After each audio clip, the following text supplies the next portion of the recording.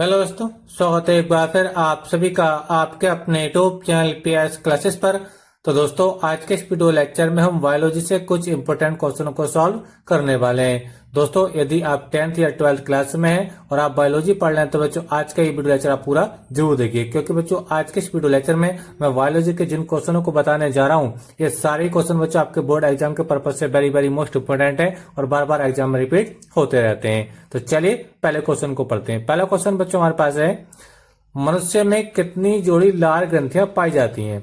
मनुष्य में कितनी जोड़ी लार ग्रंथियां पाई जाती हैं, नाम भी लिखिए। ठीक है, तो देखिए आंसर बच्चों इसका ये है कि मनुष्य में जो लार ग्रंथियां पाई जाती हैं बच्चों वो 3 जोड़ी लार ग्रंथियां पाई जाती हैं।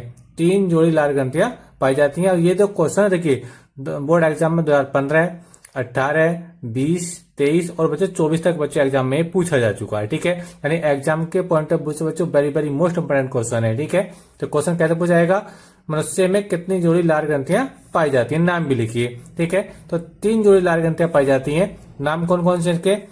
पहली जो लार ग्रंथि बच्चों वो है कर्णमूल। क्या बच्चों? कर्णमूल है। दूसरी बच्चों अधोहनु है और तीसरी बच्चों अधोजिह्वा है। ठीक है, समझ में आप लोग को मेरी बात? तो देखिए कितनी जोड़ी पूछा है ना, जोड़ी पूछा जाएगा तो 3 जोड़ी बताएंगे। और इसमें कई बार एग्जाम में क्वेश्चन ऐसे ही पूछा गया कि मनुष्य में कितनी लार ग्रंथियां पाई जाती है। कितनी, तो कितनी का मतलब क्या होता है? एक जोड़ी का मतलब होता है बच्चों 2। एक जोड़ी का मतलब होता है बच्चों 2 ग्रंथियां। तो 3 जोड़ी का मतलब कितना हो जाएगा बच्चों? 6 ग्रंथियां हो जाएगा। समझ में आ रहा है? अगर आपसे पूछा कि मनुष्य में कितनी लार ग्रंथियां पाई, मतलब जोड़ी शब्द नहीं आए। ठीक है, कितनी लार ग्रंथियां पाई जाती हैं तो आप क्या बताएंगे? 6 ग्रंथियां होती हैं। लेकिन कितनी जोड़ी होती हैं तो वो 3 जोड़ी होती हैं, क्योंकि एक जोड़ी का मतलब होता है बच्चों 2 ग्रंथियां। तो 3 जोड़ी का मतलब कितने हो गए? 6 ग्रंथियां हो गई। समझ में आप लोग को मेरी बात? ठीक है, चलिए अगला क्वेश्चन समझते हैं। अगला क्वेश्चन क्या है? अगला क्वेश्चन है, श्वासोच्छ्वास का क्या अर्थ है समझाइए। ठीक है, अब ये बोर्ड एग्जाम में देखिए 2016 में, 17 में, 19 में, 23 तक बच्चों एग्जाम में ये पूछा जा चुका है। क्या आंसर लिखा है आपको बोर्ड एग्जाम में? हेडलाइन श्वासोच्छ्वास। ठीक है, क्या है? श्वसन अंग द्वारा, जो अपने लंग्स यानी जो फेफड़े होते हैं ना वो श्वसन अंग है। ठीक है, तो श्वसन अंग द्वारा वायुमंडल से वायु ग्रहण करना। जब हम सांस लेते हैं तो ऑक्सीजन तो लेंगे यानी वायु लेंगे। ठीक है, तो श्वसन अंग द्वारा वायुमंडल से वायु ग्रहण करना तथा CO2 एवं दूषित वायु, ठीक है, CO2 एवं दूषित वायु को शरीर से बाहर निकालना श्वासोच्छ्वास कहलाता है। यानी कितना आसान आपको लिखते हुए मैं समझा रहा हूं। देखिए श्वसन अंगों द्वारा अपने लंग्स यानी फेफड़ों द्वारा वायुमंडल से शुद्ध वायु ग्रहण करना। ठीक है, CO2 और जो प्रदूषित वायु है, ठीक है, जो अनावश्यक वायु हमारी बॉडी के अंदर हो जाती है, ठीक है, उसको बाहर निकालना, शरीर से बाहर निकालना, यही क्या कहलाता है बच्चों? श्वासोच्छ्वास कहलाता है। तो इस क्वेश्चन का जवाब बच्चों यहां तक हो जाएगा। ठीक है, चलिए नेक्स्ट क्वेश्चन देखते हैं। नेक्स्ट क्वेश्चन क्या देखिए, मनुष्य के हृदय में कितने बेस यानी चैम्बर होते हैं? ठीक है, नाम भी लिखिए। ठीक है, क्वेश्चन एक बार फिर समझिए। देखिए मनुष्य के हृदय में कितने बेस में यानी चैम्बर होते हैं, इनके नाम भी लिखिए। ठीक है, अब ये क्वेश्चन देखिए बोर्ड एग्जाम में 2018, 19, 21, 23 और 24 तक एग्जाम में पूछा जा चुका है। ठीक है, तो आपको आंसर क्या देना है?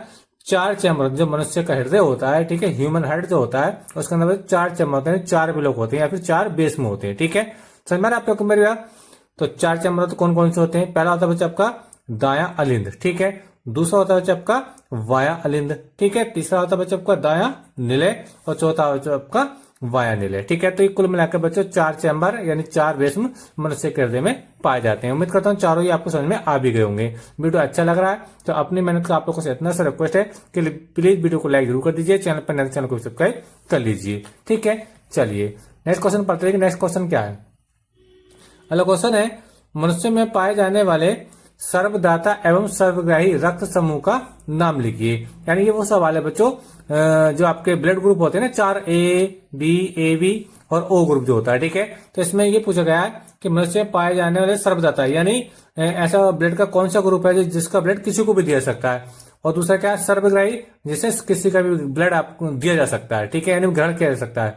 तो सर्वदाता मतलब जो किसी को ब्लड दे सकता है, सर्वग्राही मतलब जो किसी का ब्लड ले सकता है। तो उसके रक्त समूह का नाम आपको बताना है। ये बोर्ड एग्जाम में देखिए 2015, 16, 17, 19, 25, बोर्ड 22 तक एग्जाम में पूछा जा चुका है। क्या जवाब देना आप लोगों को? देखिए सर्वदाता यानी जो आपका जो O ग्रुप होता है ना, ब्लड का जो O ग्रुप होता है ये सर्वदाता होता है। यानी O ब्लड का ग्रुप बच्चों किसी को भी ये दिया जा सकता है। किसी का A ग्रुप है उसको भी दे सकता है, किसी का B ग्रुप है उसको भी दे सकता है, किसी का AB ग्रुप है उसको भी दिया सकता है। समझ में आप लोग मेरा? तो जो O ग्रुप होता है ना सर्वदाता होता है। ठीक है, अच्छा सर्वग्राही जो सबका ग्रहण जो ब्लड है वो ग्रहण कर सके, ठीक है, वो क्या बच्चों ए बी ग्रुप होता है। क्या होता है बच्चों ए बी ग्रुप, ये होता है बच्चों ये सर्वग्राही होता है, यानी इसे ए ग्रुप भी दे सकता है, इसे बी ग्रुप भी दे सकता है, इसे ओ ग्रुप भी दे सकता है, समझ में आप। तो ये होता है बच्चों आपका सर्वग्राही। तो उम्मीद करता हूँ समझ में आ गया होगा कि जो आपका जो ओ ग्रुप होता है बच्चों ये होता है सर्वधाता होता है, यानी ओ ग्रुप जो का जो ब्लड होता है किसी को भी दे सकता है, और जो ए बी होता है बच्चों ये किसी भी ग्रुप को ग्रहण, किसी भी ब्लड के ग्रुप को ग्रहण कर सकता है, ठीक है। तो ये आपको यहां से पूछा गया, तो याद रखेंगे सर्वधाता क्या बच्चा आपका ओ ग्रुप है, और सर्वग्राही क्या बच्चा आपका ए बी समूह है, ठीक है, ए बी ग्रुप है। नेक्स्ट क्वेश्चन देखिए, बात करते हैं नेक्स्ट क्वेश्चन क्या है। नेक्स्ट क्वेश्चन है बच्चों, पौधों की पत्तियां हरी क्यों दिखाई देती हैं। पौधों की जो प्लांट्स होते हैं, ठीक है, तो इनकी जो पत्तियां होती हैं, जो लीव्स होती हैं, वो हरी क्यों दिखाई देती हैं। कई बार देखिए बोर्ड एग्जाम पूछा जा चुका है, 2018, 19, 20, 23 तक बच्चे बोर्ड एग्जाम में पूछा जा चुका है। क्या देखिए, क्या आपको इसके जवाब में लिखना है, लिखना देखिए, पौधों की पत्तियों में हरित लवक, ठीक है, पौधों की पत्तियों में या पौधों की पत्तियों की कोशिकाओं में, ठीक है, यानी सेल्स में क्या होता है बच्चों हरित लवक, जिसको बोलते हैं क्लोरोफिल पाया जाता है। क्या होता है बच्चों क्लोरोफिल पाया जाता है। बहुत very very most important word है, याद रख लेना कि पेड़ पौधों की जो पत्तियां होती हैं हरे कलर की जो होती हैं, हरा रंग जो उनको दिखाई देता है, वो किस वजह से दिखाई देता है बच्चों, वो क्लोरोफिल की वजह से दिखाया जाता है, ठीक है। समझ में आप लोग मेरा, क्लोरोफिल कहाँ पाया जाता है, ये क्लोरोप्लास्ट में पाया जाता है, ठीक है, याद रखेंगे इस चीज को भी। तो आपको फिर से बता दूं कि पौधों की पत्तियों में जो हरित लवक जो क्लोरोफिल हो पाया जाता है, ठीक है, जिसके कारण पौधों की पत्तियां हरी दिखाई देती हैं। उम्मीद करते हैं बात आपको अच्छे से क्लियर हो गई होगी, ठीक है। तो अगर आपसे अगर एग्जाम में पूछा जाए कि पौधों की पत्तियां हरी क्यों दिखाई देती हैं, तो बड़ा आसान से आप लिखाएंगे, पौधों की पत्तियों में हरित लवक यानी क्लोरोफिल पाया जाता है, जिसके कारण पौधों की पत्तियां हरी दिखाई देती हैं। उम्मीद करता हूं बच्चों ये भी आपको अच्छे समझ में आ गया होगा, ठीक है। चलिए अगले क्वेश्चन की तरफ बढ़ते हैं। अगला क्वेश्चन क्या है, अगला क्वेश्चन है, उस उत्तक का नाम लिखिए, उस उत्तक का नाम लिखिए, यानी उस टिश्यूज का नाम लिखना है जो पौधों में जल का वितरण करता है। क्योंकि देखिए पौधों के अंदर जब हम जल देते हैं तो जल तो बच्चों यानी जो पानी दिया जाता है वो तो उसकी जड़ में दिया जाता है, समझ में आप लोग मेरा। और जब पौधे अपना खाना बनाते हैं, ठीक है, तो खाना का बनता है, पत्तियों बनता है, प्रकाश की उपस्थिति में क्लोरोफिल भी होता है, उसमें CO2 भी होता है, ठीक है। तो वहां तक खाना कैसे, मतलब वहां तक जल कैसे पहुंचता है उसकी पत्तियों तक, क्योंकि हम तो जब पौधों में पानी डालते हैं तो पौधों की जड़ों में पानी डालते हैं, लेकिन वो पत्तियों तक कैसे पहुंच जाता है उसको कौन लेने का काम करता है, ठीक है। तो उसी उत्तक का यहाँ पे नाम पूछा गया है। देखो अप्रिशिएट करता हूँ, उस उत्तक का नाम लिखिए जो पौधों में जल का वितरण करता है, यानी जड़ों से उसकी शाखाओं तक यानी उसकी पत्तियों तक जल को लेकर जाता है, उसका नाम बताना है। तो उसका नाम बच्चों मैं आपको बता रहा हूँ जाइलम है। क्या है बच्चों, जाइलम, ठीक है, याद रखेंगे, बहुत वेरी वेरी मोस्ट इंपोर्टेंट है, कई बार बोर्ड एग्जाम में पूछा जा चुका है, ठीक है। तो पौधों में जल का वितरण का काम कौन करता है, वो जाइलम करता है। क्या बच्चों, जाइलम, ठीक है।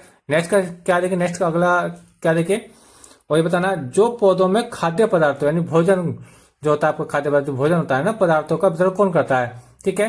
यानी जब प्रकाश संश्लेषण की क्रिया में जब खाना बनता है उसकी पत्तियों में, ठीक है, तो उसके विभिन्न भागों जैसे जड़ों तक, तने तक या उसके फल तक भोजन कौन पहुंचाता है उसका नाम बताना है यहाँ पे। तो यहाँ पे जल का वितरण कौन करता है, तो वो तो क्या हो गया, जाइलम हो गया। और पौधों में जो खाद्य भोजन बनता है उसका वितरण कौन करता है, तो उसका जो जवाब बच्चों मैं आपको बता रहा हूँ फिलोएम। क्या बच्चों, फिलोएम, याद रखेंगे इस चीज को भी, फिलोएम।